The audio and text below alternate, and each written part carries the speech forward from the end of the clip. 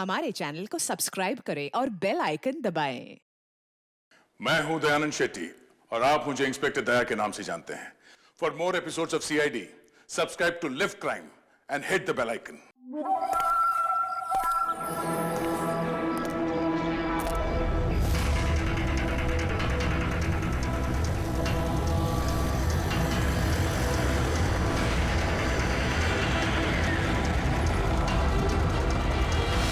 ए भाई, गाड़ी आगे ले।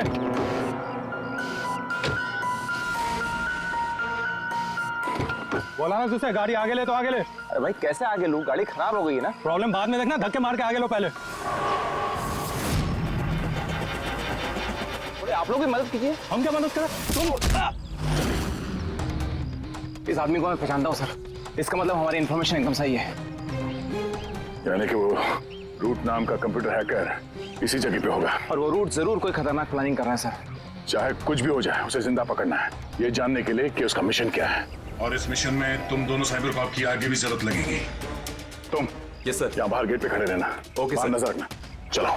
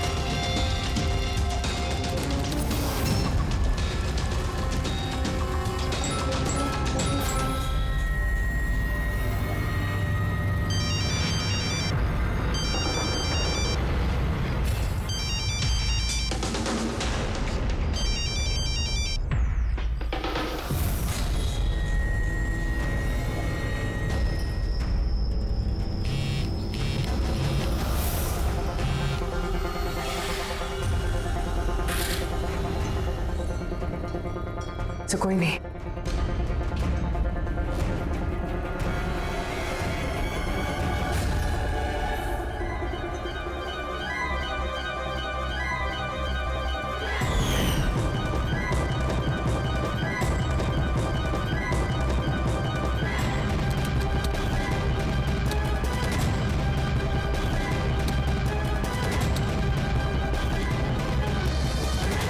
आप रेडी?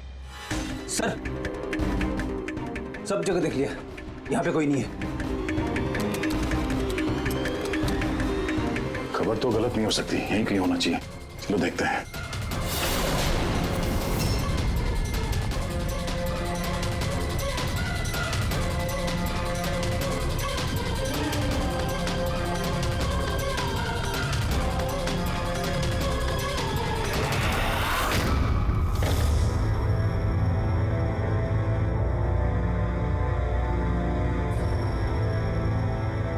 तो कोई नहीं।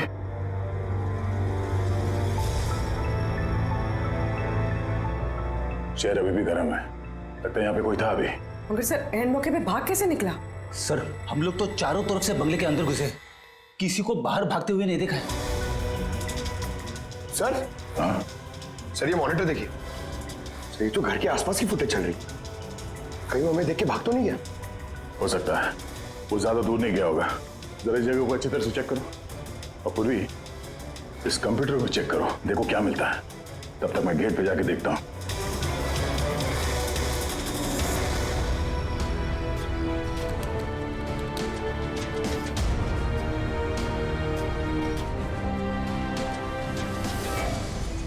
महेश, महेश। Yes sir. ये रोड अंदर नहीं है, लगता भाग गया। तुम यहीं पे खड़े थे? सर मैं यहीं पे खड़ा था, मैंने किसी को नहीं भागते हुए देखा। तो ऐसा कोई नहीं किया बाहर? नहीं सर। मेन गेट से तो कोई बाहर गया नहीं, पता नहीं ये रूट कहां से चला गया। सर बाहर पीछे की तरफ एक गेट है, शायद वहीं से भाग गया होगा। सर वो कंप्यूटर पासवर्ड प्रोटेक्टेड है, ब्यूरो ले जाना पड़ेगा। सर ये रूट जरूर अपने उसी खतरनाक मिशन को पूरा करने में लगा होगा। ये रूट को किसी भी हाल में जल्द से जल्द ढूंढना होगा। एक मिनट, पूरे घर में कहीं भी ये कारपेट नहीं है और यहाँ पे कारपेट रखा हुआ है, उसके ऊपर ये स्टूल। जरा हटाओ इसे। सर यहाँ पे खुफिया दरवाजा। बड़ी, तुम यही रहो इनके साथ, हम लोग अंदर देखते हैं।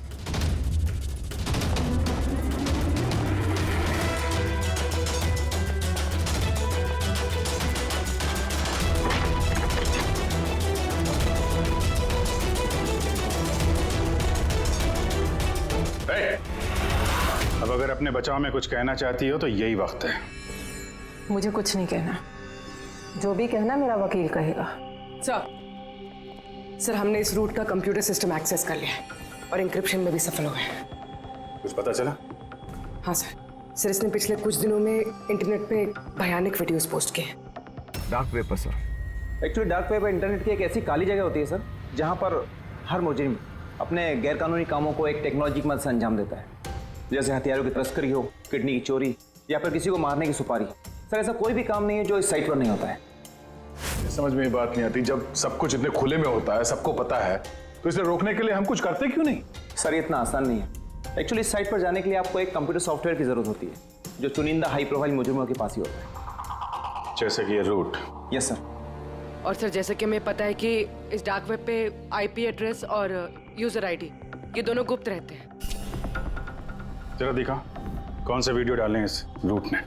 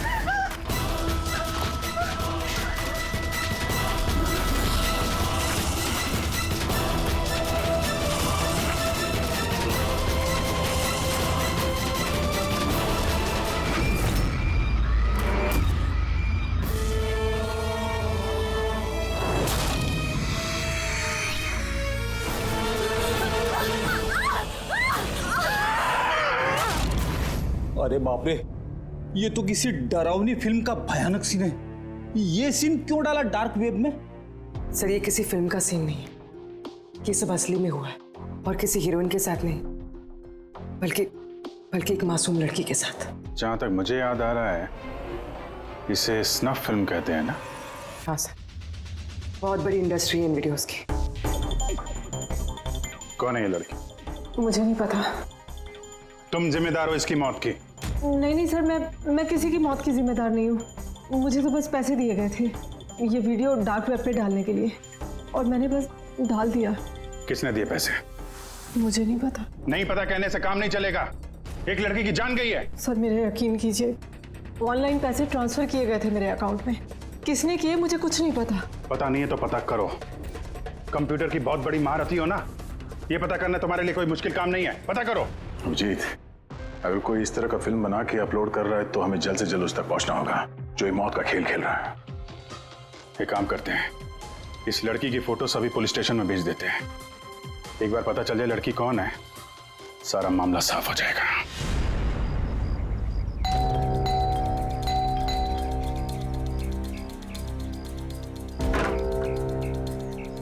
जी कहिए, किससे मिलना है? ये रिया का घर है ना? हाँ, मैं उसका पापा। आइए। वो हम लोग सीआईडी से हैं। आपके लिए एक बुरी खबर है। आपकी बेटी रिया अब इस दुनिया में नहीं रही। पता है, मगर आप उसके मौत के 10 दिन बाद क्यों आए हैं ये सब बताने? आपको पता है कि आपकी बेटी रिया की मौत हो गई है? आप उस कार एक्सीडेंट की इन्वेस्टिगेशन के लिए आए हैं ना, तो आपको ये तो मालूम पड़ा होगा कि रिया का तो फ्यूनरल भी हो गया है। एक मिनट, आप किस कार एक्सीडेंट की बात कर रहे हैं? वही जिसमें हमारी रिया चल बसी है। शेयर टैक्सी में वो पुणे जा रही थी। नहीं, रिया की मौत कार एक्सीडेंट में नहीं हुआ है। ये क्या कह रहे हैं आप? एक मिनट, यही रिया है। हाँ, ये रिया ही है। एक्सीडेंट वाले दिन उसने यही कपड़े पहने थे। एक मिनट, सॉरी बाबू, लगता है कुछ कंफ्यूजन है। आप जरा बताइए कि आपकी बेटी रिया का कार एक्सीडेंट कैसे हुआ था? शेयर टैक्सी में वो पुणे जा रही थी, 7 और लोग भी थे उसके साथ। तो रास्ते में उसकी गाड़ी का बड़ा भयानक एक्सीडेंट हो गया। पूरी कार आग की लपटों में झुलस गई। मरने वालों के तो चेहरे तक पहचान में नहीं आ रहे थे। तो आप लोगों ने रिया को कैसे पहचाना? उसके सामान के जरिए बस हम उसे पहचान पाए। आपने ये नहीं बताया कि ये फोटो कब की है? वैसे हम लोगों को भी पता नहीं कि ये फोटो कब की है, पर पता चलते ही हम आप लोगों को बता देंगे। लगता है रिया का ये एक्सीडेंट सिर्फ एक दिखावा था, उसकी मौत की असली वजह को छुपाने के लिए। सर, अगर रिया का कार एक्सीडेंट एक दिखावा था तो वो बाकी के 7 लोग जो उसके साथ गाड़ी में थे, कहीं वो भी रिया की तरह ही तो नहीं मारे गए? हो सकता है। सबके परिवार वालों से मिलना पड़ेगा। किस्मत अच्छी थी हमारी कि जो 7 लोग एक्सीडेंट में मारे गए थे उनमें से एक का अंतिम संस्कार नहीं हुआ था। देखते हैं डॉक्टर सालों के इस लाश से क्या सुराग निकाल पाते हैं। वैसे भी लाशें इतनी बुरी तरह से जल गई हैं कि चेहरा पहचान पाना मुश्किल है। तुम लोगों का शक एकदम सही था। ये लाश टोनी की नहीं। लग ही रहा था सर हमें, लेकिन ये कौन है कुछ पता चला? नहीं यार, ये तो पता नहीं लगा है कि ये लाश है किसकी, लेकिन ये पता चला है कि इस आदमी को कैसे मारा गया। मैंने इसके बॉडी का स्कैन किया तो पता लगा कि इसके पेट में चाकू का बहुत गहरा घाव है। चाकू से? हाँ, चाकू का। और मुझे लगता है उस चाकू के वार की वजह से ही इसकी मौत हुई। मतलब चाकू से मारा किसी और को और उसे टोनी बता के एक्सीडेंट का हिस्सा बना दिया। ये गैंग आखिर करना क्या चाहता है? और इस आदमी की मौत 3 हफ्ते पहले ही हुई है। ये कार एक्सीडेंट हुआ 10 दिन पहले। वही तो, मतलब कार जब एक्सप्लोजन में जलाई गई उससे कहीं पहले इस आदमी की मौत हो चुकी। 3 हफ्ते से इसकी लाश संभाल के रखी थी ताकि इस भयानक खेल को अंजाम दिया जा सके। यार एक काम करते हैं, जहां पे एक्सीडेंट हुआ था वहीं पे चलते हैं, पता करते हैं एग्जैक्टली उस दिन हुआ क्या था। मैं तो मजे से कार चला रहा था सर, और रेडियो पे गाने सुन रहा था। तभी अचानक से मैं जोर का धमाका सुना। मैं तुरंत अपने कार से निकला और मैंने देखा कि मेरी सामने एक कार आग की लपटों में जल रही थी। मुझे समझ में नहीं आ रहा था कि मैं क्या करूं। तो ये कितने बजे की बात है? सर, मुझे लगता है कुछ शाम के 5 बजे होंगे। है? ये कैसे हो सकता है? सर, एक सेकंड। सर, ये टोल नाके की फुटेज देखिए सर। यहाँ पे तो गाड़ी 3:30 बजे क्रॉस हुई थी। फिर ये जगह वहां से 20 किलोमीटर दूर ही है सर। तो 20 किलोमीटर का सफर तय करने में 1.5 घंटे तो नहीं लगने चाहिए। रास्ते में कोई ढाबा होटल भी नहीं है, कोई चाय वाय के लिए रुक जाए जहाँ पे?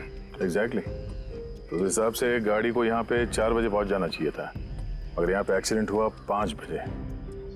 इसका मतलब है ये जुर्म इस 1 घंटे में ही हुआ है। तो गाड़ी को उस समय कहीं ले जाया गया और उन सबको उतार के उसमें 7 लाशें रख दी गई। और उसके बाद गाड़ी को यहाँ पे लाके ब्लास्ट करवा दिया। सब प्लान था। सर, ऐसा लगता है इन सब लोगों को वहीं लेके गए हैं जहां पर रिया को लेके गए थे, वो स्नफ फिल्म बनाने के लिए। जगह जल्द से जल्द ढूंढनी होगी यार। पूर्वी ने SMS भेजा तो किसी पेड़ की फोटो है। हाँ पूर्वी। सर ये पेड़ जिसकी फोटो भेजी है मैंने, इसे मोरिंगा ओलिफेरिया कहते हैं सर। हाँ सर ठीक ऐसा ही पेड़ रिया वाले फुटेज में भी है। ये देखिए सर, उस फुटेज का स्क्रीनशॉट भेज रही हूँ मैं। सर ये पेड़ महाराष्ट्र के 2 जंगलों में पाए जाते हैं। ये तो एग्जैक्टली वैसे ही पेड़ है, महाराष्ट्र के 2 जंगलों में। कौन कौन सी जंगलों में? सर एक जंगल है जो नासिक के पास है और दूसरा जंगल एक्सीडेंट वाली जगह से सिर्फ 1 घंटे की दूरी पे है और इस जंगल का नाम है प्रीफिक्स फॉरेस्ट। जरूर ये मौत का खेल इस प्रीफिक्स जंगल में ही हुआ है। प्रीफिक्स फॉरेस्ट तो काफी बड़ा जंगल है यार, मीलों तक फैला हुआ है। फॉरेस्ट ऑफिसर की मदद लेनी होगी।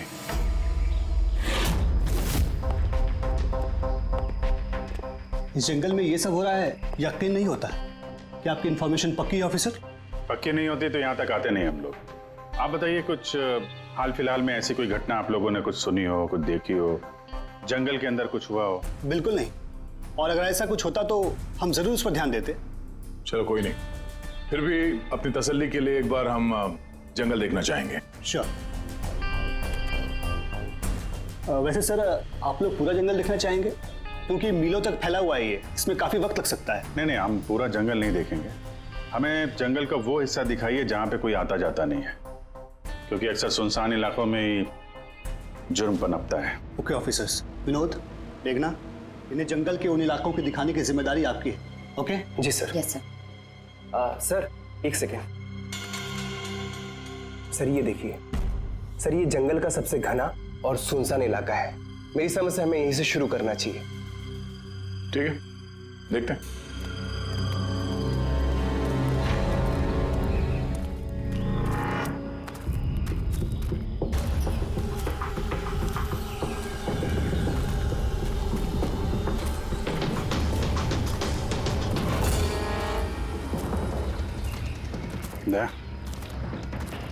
यहाँ पेड़ पे देखा?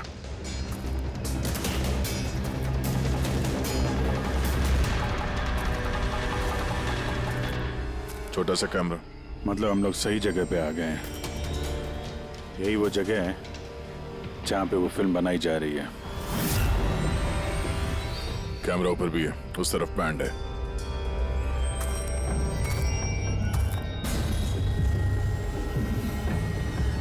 शायद इस कैमरे से कुछ पता चले उनके अड्डे के बारे में। नहीं अभिजीत, ये तो हाई एंड वायरलेस कैमरा है। इसके जरिए पता लगाना मुश्किल है कि इसमें जो स्टोर्ड फुटेज है वो कहाँ से ब्रॉडकास्ट हो रहा होगा, और इस जंगल में पता नहीं और कितने कैमरास हैं। देखते हैं, आगे शायद कोई कैमरा मिल जाए जिससे कुछ पता चले।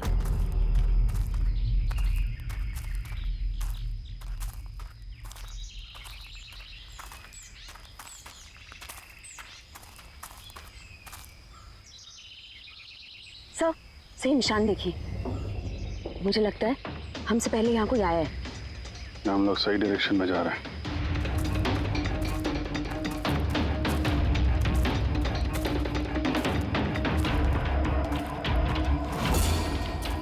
सर ये निशान यहीं तक है। सर इसका मतलब उनका अड्डा यहीं कहीं है।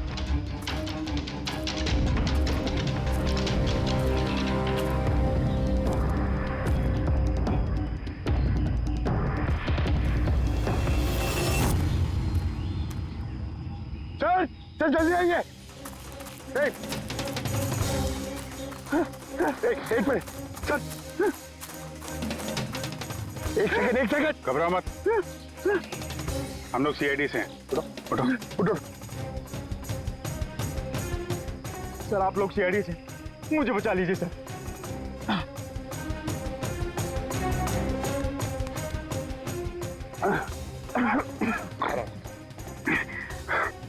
यहाँ फंस कैसे गए तुम? सर मुझे इस जंगल से बाहर निकलने का रास्ता नहीं मिल रहा। सर उस खूनी ने एक एक करके सबको मार दिया। तुम लोग यहाँ आए कैसे? हम शेयर टैक्सी में सवार होकर सफर कर रहे थे कि अचानक हमारी गाड़ी पंक्चर हो गई और कार रुक गई। सड़क पर पहले से किसी ने कीले और कांच के टुकड़े रखे हुए थे सर। फिर इसके बाद कुछ लोग आए जिनके चेहरे नकाब से ढके हुए थे और जब तक हम कुछ कर पाते उन्होंने हमें बेहोशी के इंजेक्शन लगा दिए। और जब मुझे होश आया तो मैं इस घने जंगल में था सर। सर मैं ही जानता हूँ कि इस जंगल में मैं भूख प्यास से कैसे रहा हूँ। कभी लकड़ी खाई तो कभी पेड़ के पत्ते, और जब भी किसी के चिल्लाने की आवाज आती तो समझ जाता किसी की जान चली गई। यहाँ जगह जगह कैमरे लगे हुए हैं। तुम्हारी किस्मत अच्छी थी कि तुम उनके पकड़ में नहीं आए। सर पकड़ इसलिए नहीं पाए क्योंकि उन्होंने एक कैमरा मेरे कमीज के बटन में लगाया हुआ था और वो बटन मैंने तोड़कर फेंक दिया। शायद इसी वजह से वो मुझे ढूंढ नहीं पाए। तुम्हें अंदाजा है कि बाकी के लोगों में कितने लोग जिंदा हैं अभी तक? मालूम नहीं सर, पर कल रात जब मैं पेड़ पर बैठा हुआ था मुझे किसी के चीखने की आवाज आई थी। न जाने वो उनको घायल कर रहे हैं या फिर जान से मार रहे हैं सर। किस तरफ से आवाज आई थी, कौन सी दिशा से, कुछ याद है आपको? मेरे पेड़ इस तरफ, शायद उस तरफ से सर।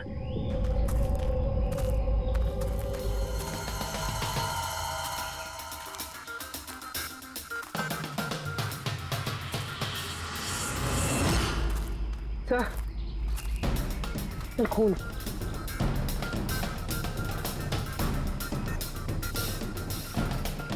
सर यहाँ पर भी। इसका मतलब उनमें से कोई घायल है। किस तरफ गया होगा?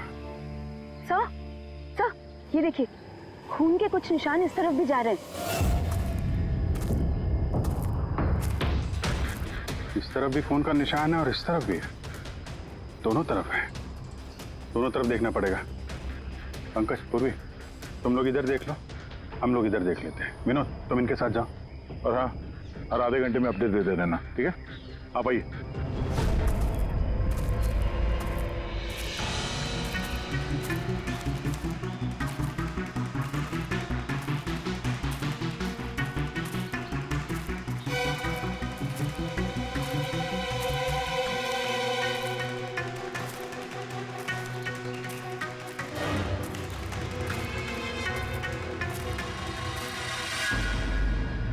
एक मिनट, वो क्या है?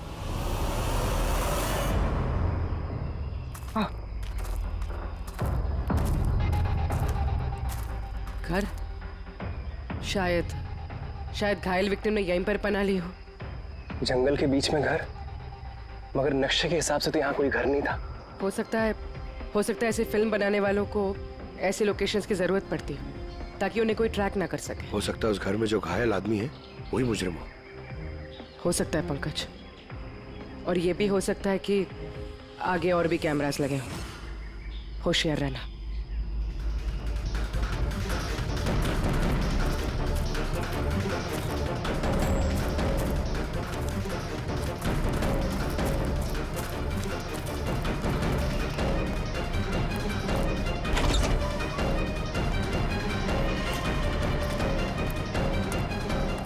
पंकज, टॉर्च।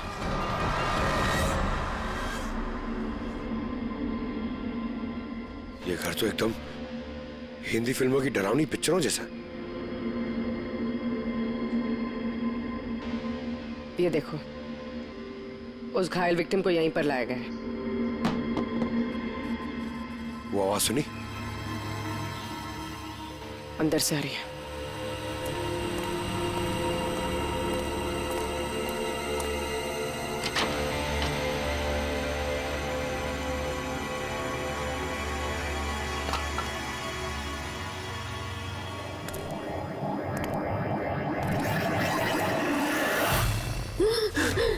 नहीं, छोड़ दो मुझे जाने दो।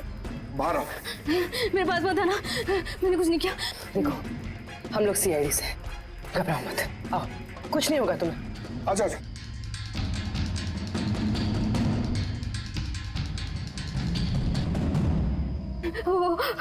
वो यहीं पे, वो यहीं पे। अरे पूर्वी, ये लाइट कहाँ से आ रही है? पंकज, मुझे कुछ दिखाई नहीं दे रहा। अरे पंकज सर, पूर्वी मैम, पंकज सर।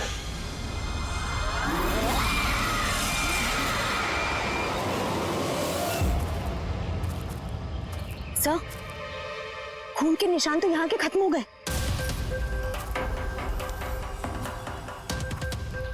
अरे ऐसे कैसे हो सकता है? घायल आदमी अगर यहाँ पर आएगा तो यहाँ से अचानक कैसे गायब हो जाएगा? शायद वो मुजरिमों के हाथ लग गया हो, यहाँ इस पॉइंट पे पहुंचने के बाद। हो सकता है। पता नहीं मोहित के अलावा और कोई है जिंदा कि नहीं। 1 घंटा हो गया, तो पूर्वी और पंकज का कोई फोन कॉल नहीं है।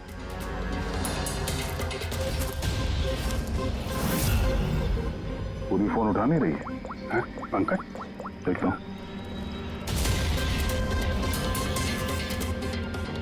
पंकज भी फोन नहीं उठा रहा है। अरे यार, किसी मुसीबत में नहीं है दोनों? चलो चल के देखते हैं, चलो। यहाँ पे खून इस तरफ गए थे।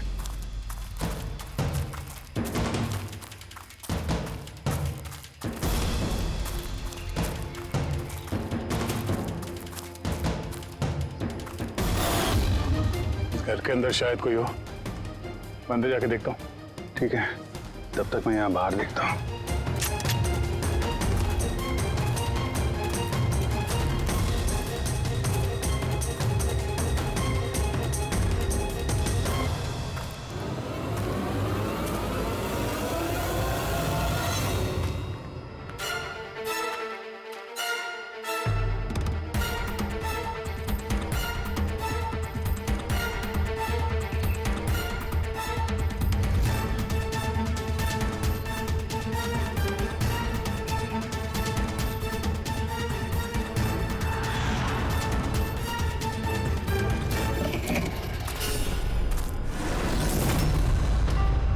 पंकज कब आए?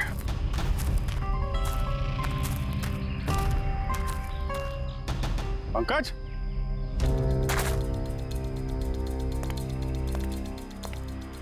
पंकज,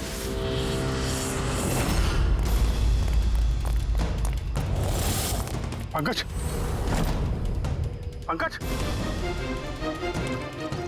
पंकज, कैसे हो? उठो, उठो, सर, उठो। क्या हुआ? हाँ? सर वहां पे वो घर में गए थे सर, वहां पे एक लड़की थी सर। हाँ। सर बात ही कर रहे थे सर, पता नहीं एकदम से इतनी रोशनी आई सर कि कुछ दिखने नहीं, कुछ समझ में नहीं आ रहा था। वो घर से जैसे जैसे मैं निकला बाहर, शायद यहाँ गिर गया सर, पता नहीं, कुछ समझ में नहीं आ रहा सर, एकदम चक्कर आ रहा है। और पूर्वी, विनोद, वो कहाँ है? सर वो लोग पता नहीं सर, अंदर थे, बाहर निकले पता नहीं सर। ओह नो, क्या हुआ क्या तुम्हें? ये ठीक है। पूर्वी और विनोद मिले? नहीं, उस घर के अंदर तो कोई भी नहीं। ओह गॉड, उन्हें कहीं कुछ हो ना गया हो।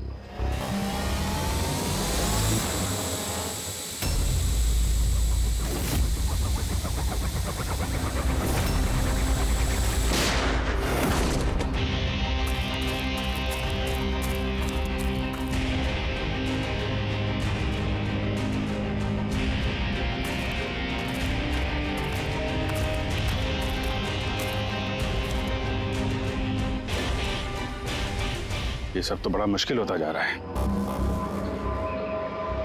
हमें वापस जाना होगा। चलो। क्या मतलब? एक उदया, हमें ये नहीं मालूम है कि अपराधियों की तादाद कितनी है, कितने कैमरे लगा रखे हैं यहाँ पे, कितने हथियार हैं उनके पास, ऊपर से हम पे हर वक्त नजर रखे हुए हैं। अभी फिलहाल हम उनसे मुकाबला करने की तैयारी में नहीं है। और पूर्वी, उसे यहाँ पे अकेला छोड़ के चले जाएंगे हम? यार दया देखो, पूर्वी उनके चंगुल में फंस चुकी है। हम उसको बचाने जाएंगे तो हम भी नहीं बच पाएंगे।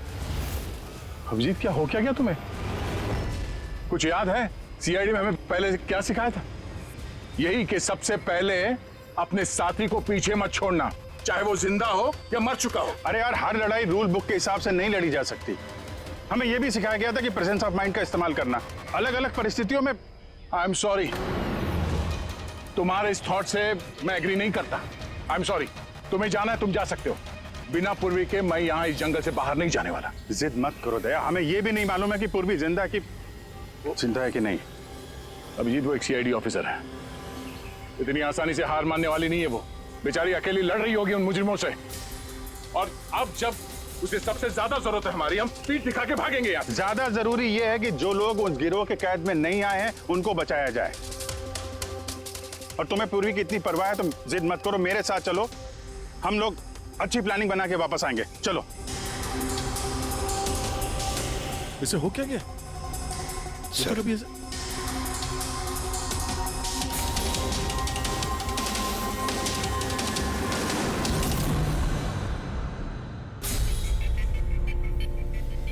सीआईडी के इतिहास में ऐसा पहली बार हुआ होगा कि सीआईडी किसी से डरकर दुम दबाकर भाग गई। हाँ सर, पहुंच गए आप? हाँ बस उसी जंक्शन पे रहिए, हम लोग आते हैं वहां पे। अरे सालुंके सर, आप यहाँ? मैं यहाँ। अरे अरे तुम्हें क्या लगा हम लोग पूर्वी को ऐसे ही छोड़ देंगे जंगल में मरने के लिए? हैं? तो आपका और दया सर का झगड़ा झूठा था। जब अभिजीत ने वहां पे कैमरा देखा तो उसने मुझे इशारा किया। पता नहीं और कितने ड्रोन लगा रखे होंगे हम पे नजर रखने के लिए। जो आदमी उस कैमरे के जरिए हम पर नजर रखे हुए था, उसकी आंखों में धूल झोंकना जरूरी था, इसलिए। अब वो लोग ये सोच के बैठे होंगे कि हम लोग जंगल से निकल गए, थोड़े रिलैक्स भी हो जाएंगे। यही मौका है हम पे हमला करने का। अभिजीत ये लो, ये तुमने मंगाया था। ये क्या डिवाइस है सर? ये जैमर है पंकज। आसपास इस एरिया में जितने भी कैमरे होंगे सब जैम हो जाएंगे। अब वो हम पे नजर भी नहीं रख पाएंगे। और ये ड्रोन पे जो कैमरा लगा है, इसकी रेंज 7 किलोमीटर सिर्फ। बैटरी तो खत्म होने वाली है। इसका मतलब अगर हम इसे नहीं पकड़ते तो ये वापस उनके अड्डे पे जाता बैटरी बदलने के लिए। जरा आईपैड निकालना, नक्शा निकालो उसमें।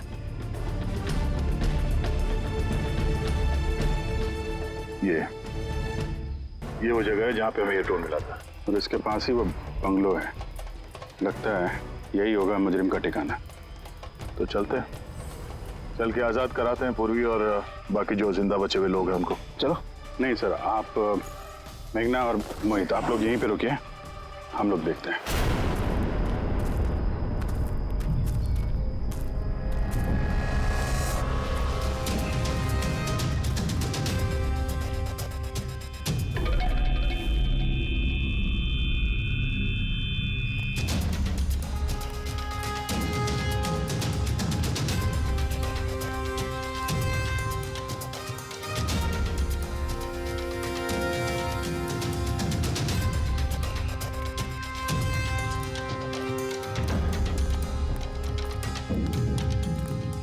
यार, पूरा सिस्टम बंद कैसे हो गया? देखना कुछ। जैसे आवाजें आ रही हैं। कैसे हो सकता है पूरा सिस्टम?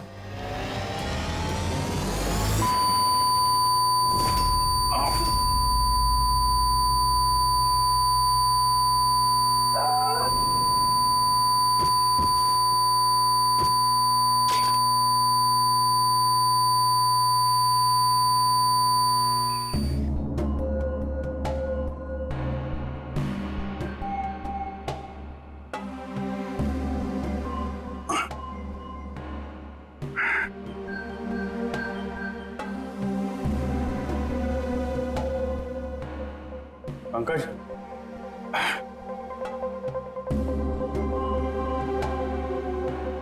पंकज, हमारे स्वागत की पूरी तैयारी कर रखी थी इन लोगों ने। सर ये लोग अगर हमें मारना चाहते तो पहले ही मार देते। हमें मारते हुए क्या ये फिल्म बनाना चाहते हैं?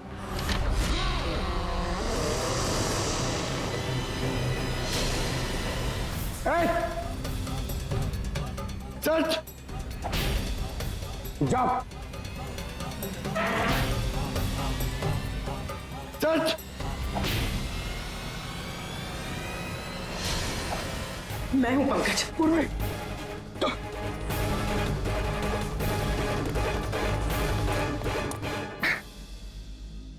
तुम ठीक हो? हाँ सर। बोलो किधर है? सर उस तरफ।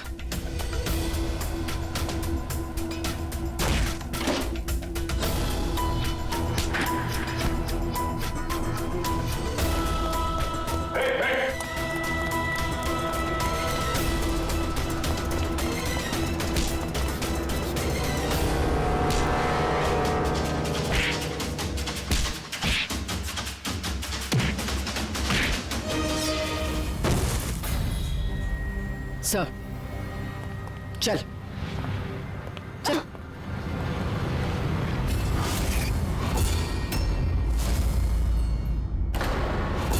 मेघना तुम? वाह, हमें तो लग रहा था कि हम मुजरिमों की आंखों में धूल झोंक रहे हैं। अब किसे पता था कि हम मुजरिम को अपने साथ ही लेके घूम रहे हैं। आप लोग यहाँ कैसे? किसने छुपाया आप लोगों को? सीआईडी को कैद करना इतना आसान नहीं। मौका देखते ही मैंने वो खिड़की तोड़ी और वहां से बाहर निकल गई।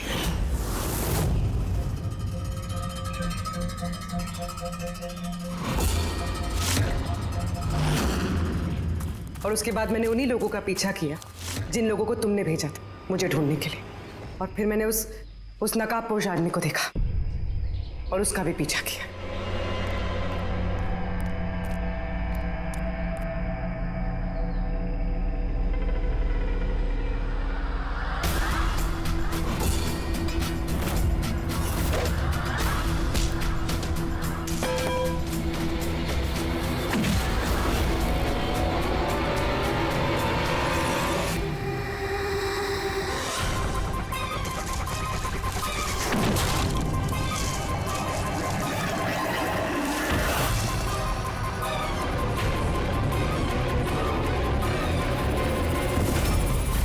कुछ देर बाद जब मुझे होश आया तो मैंने देखा कि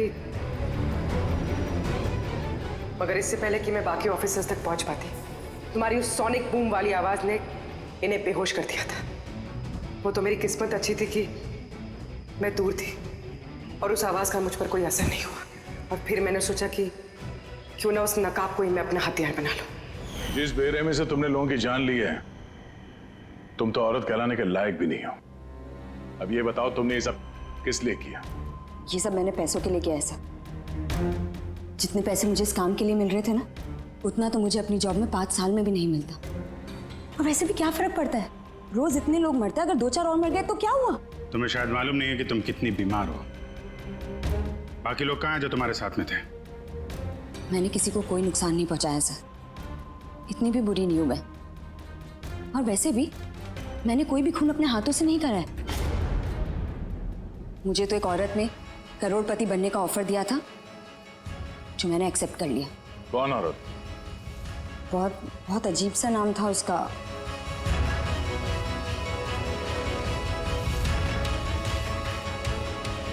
root. Root?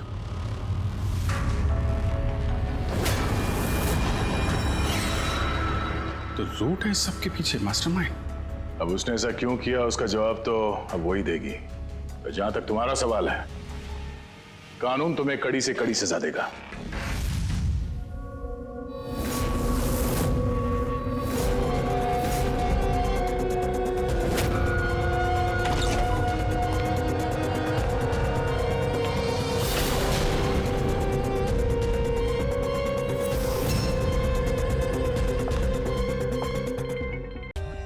For more updates, subscribe to our channel, click the show links and enjoy watching the videos.